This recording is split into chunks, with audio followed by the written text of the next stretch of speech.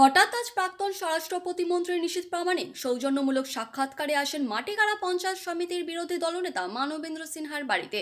আর সেখানেই সাহায্যের জন্য ছুটে আসেন জয়ন্ত রায়।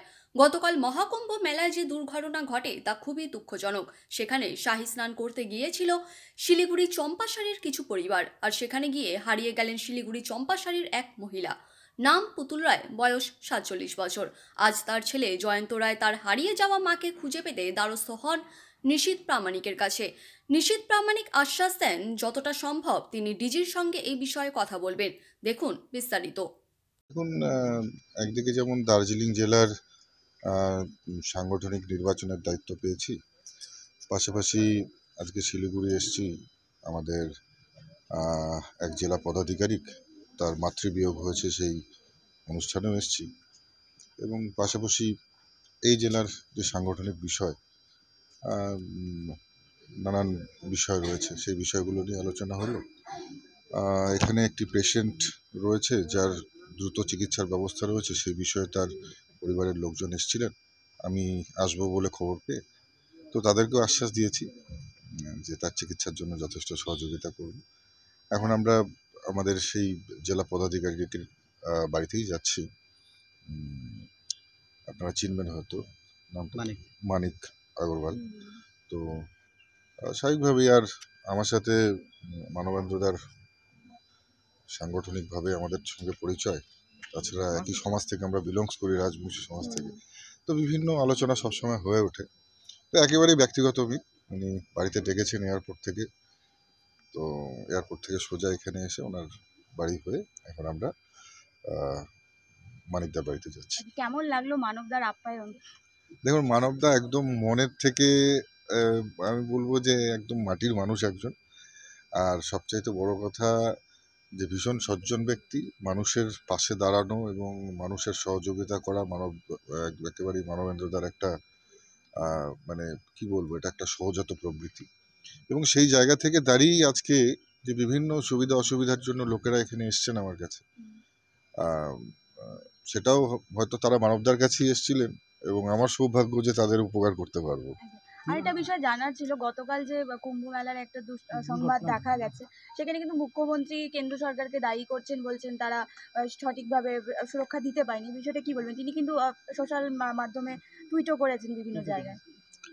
দেখুন, এত বড় জনসমাবেশ হচ্ছে, কোনো রকমের সমস্যা ছাড়াই মানুষ সেখানে যাচ্ছে, এবং যখন কোটি কোটি লক্ষ লক্ষ লোকের সমাগম হয়, তখন যদি কোনো দুর্ঘটনা হয়, প্রত্যেকটা দুর্ঘটনাই আমাদের কাছে দুঃখজনক, কিন্তু দুর্ঘটনা কারো ক্রিয়েটেড হয় না।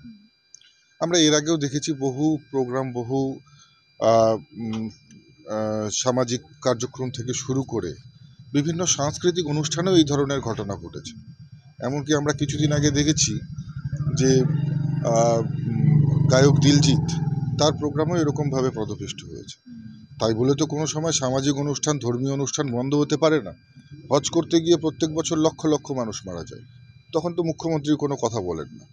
যখন সনাতনীদের কোনো অনুষ্ঠান হবে, সেই সম্বন্ধে কোনো খুঁত পেলে পরেই উনি একেবারে রেড়ে করে ঝাঁপিয়ে পড়েন। ওনার যদি ক্ষমতা থাকে উনি বলুক না, প্রত্যেক বছর হজে গিয়ে লক্ষ লক্ষ মানুষ মারা যাচ্ছেন, সেই বিষয়ে উনি কথা বলুন। তো দেখুন, কোনোটাই কারোর ইচ্ছাকৃত হয় না। সামাজিক অনুষ্ঠান, দিলজিতের অনুষ্ঠানে গিয়ে যখন মানুষ পদপিষ্ট হয়েছে, সেটাও কারোর ইচ্ছাকৃত নয়, কোনো সরকারের ইচ্ছাকৃত নয়। যখন কুম্ভমেলায় গিয়ে এই ধরনের ঘটনা ঘটেছে, এটাও কারোর ইচ্ছাকৃত নয়। হজ করতে গিয়ে সেখানেও লক্ষ লক্ষ মানুষ পদপিষ্ট হন, সেটাও কারো ইচ্ছাকৃত নয়। তো অনিচ্ছাকৃত দুর্ঘটনা অনেক সময় ঘটতে পারে। এই ব্যাপারগুলোর ক্ষেত্রে নিশ্চিতভাবে সরকার আগে থেকে অবগত হলেও কোটি কোটি লোকের যেখানে সমাগম হয়, সেখানে অনেকটাই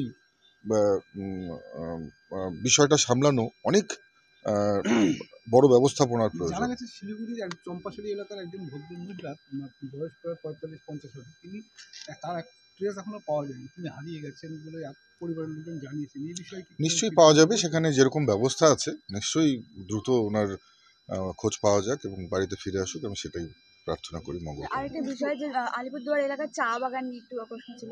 জানা অভিযোগ এসে বিভিন্ন সময় যে দক্ষিণবঙ্গের লোকেরা নাকি সেই চা বাগানগুলো কিনে বিভিন্ন রিসর্ট বা তাদের প্রয়োজন মতো কাজ করছেন, অথচ সেখানকার স্থানীয়রা বিভিন্ন সুযোগ সুবিধা থেকে বঞ্চিত। এই বিষয়টা কিভাবে দেখছেন? দেখুন, উত্তরবঙ্গের মানুষ চিরদিনই বঞ্চিত, নিপীড়িত, লাঞ্ছিত এবং উত্তরবঙ্গের ইনোসেন্ট মানুষদের সঙ্গে সবসময় আমরা দেখেছি প্রতারণা হয়েছে। আর শুধুমাত্র দক্ষিণবঙ্গের মানুষ বা অন্য কারোর পার্টিকুলার কোনো এরিয়ার মানুষের উপর আঙ্গুলে মানে না দেখিয়ে আমি বলবো যে প্রথমে আমাদের দেখতে হবে যে ইনফিল্ট্রেশন হচ্ছে, যেভাবে বর্ডার থেকে লোক আমাদের উত্তর বাংলায় ঢুকে যাচ্ছে। উত্তরবঙ্গের জিও পলিটিক্যালি কতখানি গুরুত্ব রয়েছে সেটা সারা ভারতবর্ষের মানুষ জানেন। আর এই এলাকায় যখন রোহিঙ্গাদের অনুপ্রবেশ করছে, যখন রোহিঙ্গারা এসে নিজেদের বসতি তৈরি করছে এবং বিশেষ করে তারা বেছে বেছে সনাতনী হিন্দু মেয়েদেরকে লাভ জেহাদের শিকার করছে, সেই সময়টা আমার মনে হয় আমাদের উত্তরবঙ্গের মানুষের বেশি সজাগ হওয়ার প্রয়োজন রয়েছে। প্রায় 2200 কিলোমিটার ইন্দো বাংলাদেশ বর্ডার রয়েছে, তার মধ্যে 350 কিলোমিটার আনফেন্সড এরিয়া উত্তরবঙ্গে রয়েছে। এটা কি চিন্তার বিষয় নয়?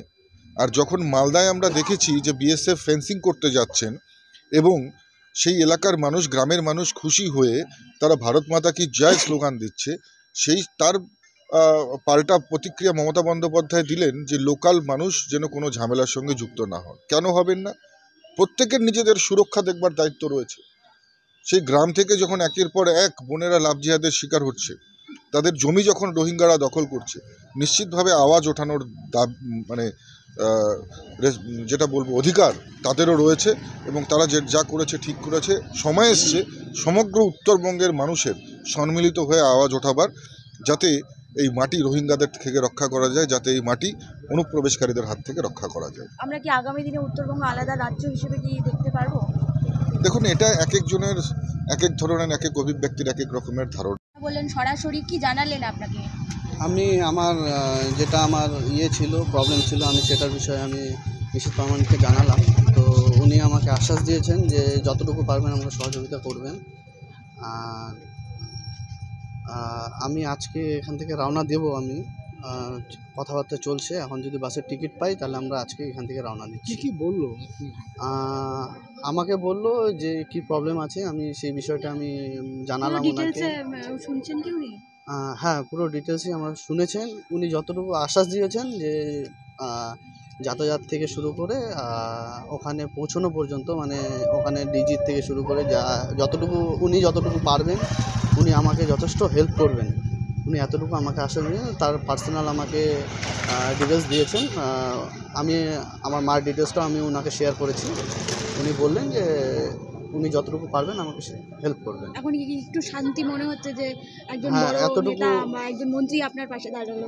হ্যাঁ, এতটুকু ভালো লাগছে যে উনি আমার পাশে মানে সহযোগিতার হাত বাড়িয়ে দিল।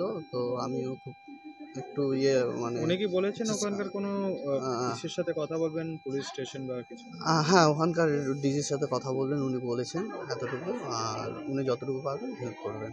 আপনার নামটা বলুন। আমার নাম জয়ন্ত রায়, বাড়ি চম্পাশারি, সমন্বয় ডিজেল। আপনার মায়ের নাম? আমার মায়ের নাম পুতুল রায়, বয়স 47।